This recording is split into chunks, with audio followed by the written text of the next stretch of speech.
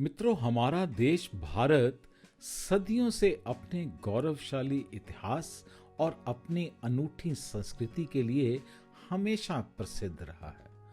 और पिछले कुछ समय से लोग आधुनिकता के चक्कर में अपने सारे संस्कार भूल जाते हैं और अब हर प्रथा को नकारने और उसके महत्व पर सवाल उठने लगे हैं। हमारे देश में ऐसे बहुत सी पुरानी परंपराएं हैं या जिन्हें हम बोले ओल्ड ट्रेडिशंस हैं, जो कि धीरे धीरे अपनी वैल्यू खो चुके हैं या खोने की कगार पर हैं।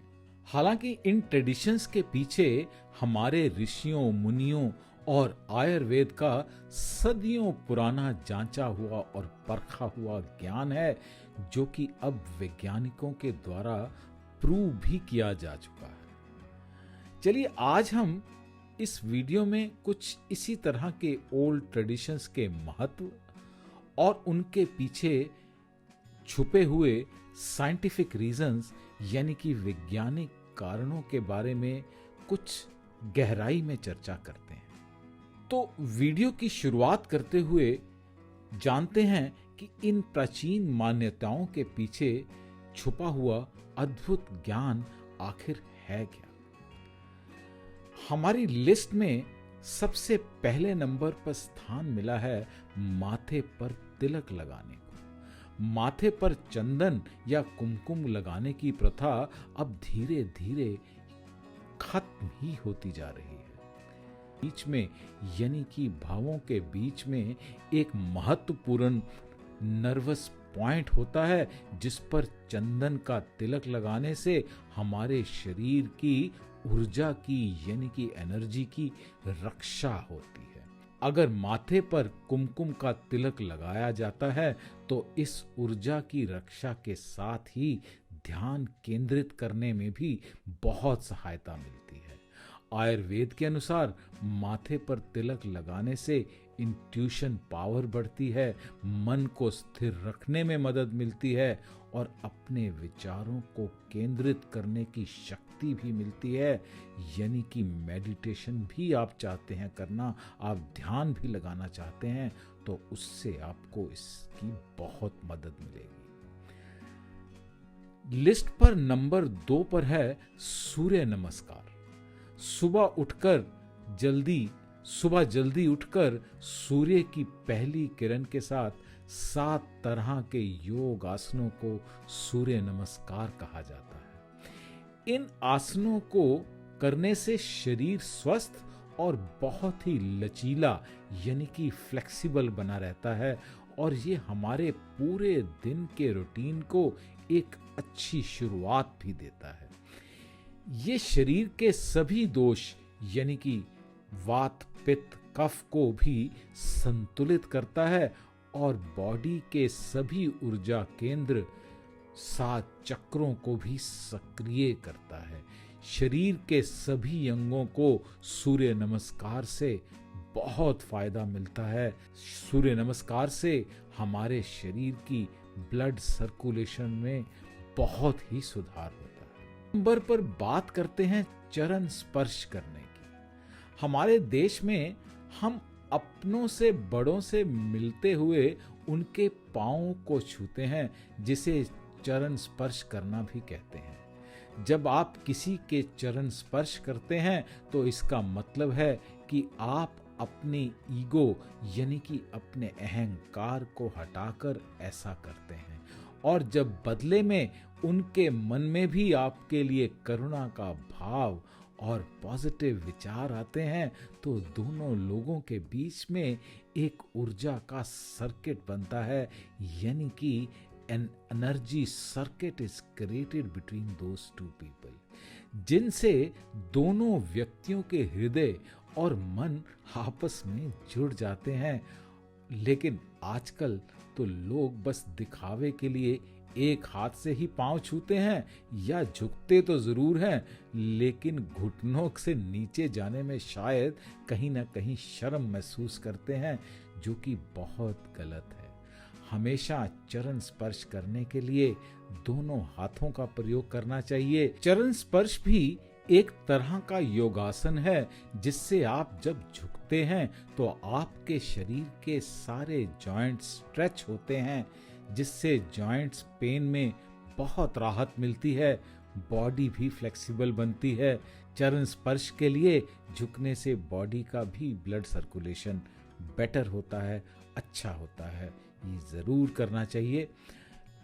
फोर्थ पोजीशन पर है धरती पर बैठकर खाना खाना। डाइनिंग टेबल के जमाने में अब कोई भी नीचे बैठकर खाना खाना पसंद नहीं करता, पर क्या आपको पता है कि जब हम आराम से नीचे बैठकर खाना खाते हैं तो इस मुद्रा को सुखासन कहते हैं।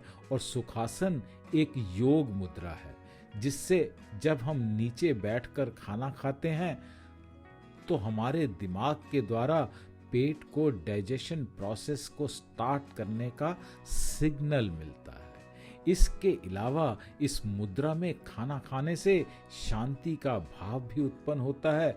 अच्छे डाइजेशन के लिए ब्लड सर्कुलेशन सही होना जरूरी है, और जमीन पर बैठकर खाना खाने से ब्लड सर्कुलेशन सही डायरेक्शन में होता है, और कुर्सी पर बैठकर खाना खाने से ब्लड का सर्कुलेशन यूं कहा जाता है कि उल्टी डायरेक्शन में होने लगता है। भारत में किसी से भी मिलने पर उसे दोनों हाथों को जोड़कर नमस्कार किया जाता है, और अब हाय और हेलो के चक्कर में लोग नमस्कार करना तो शायद कहीं भूल ही चुके हैं। नमस्ते करने के पीछे एक वैज्ञानिक कारण है, जिसे हम सबको समझना चाहिए कि हमारे हाथों की उंगलियों पर कुछ प्रेशर पॉइंट्स हैं, और जब हम किसी को भी नमस्कार करते हैं, इससे ये प्रेशर पॉइंट्स एक्टिवेट हो जाते हैं। उससे हम उस व्यक्ति को लंबे समय तक याद रखते हैं। आजकल ईयर्स पियर्सिंग करवाना बस एक फैशन ट्रेंड बन चुका है, पर हमारे देश में ईयर्स पियर्स करवाने का ट्रेडिशन बहुत पुराना है। इसे करण वेद संस्कार के नाम से भी जाना जाता है। करण वेद संस्कार उन 16 संस्कारों में से एक है जो मनुष्य की सांस्कृतिक विरासत, जीवन के विभिन्न चरणों को चिन्हित करते हैं।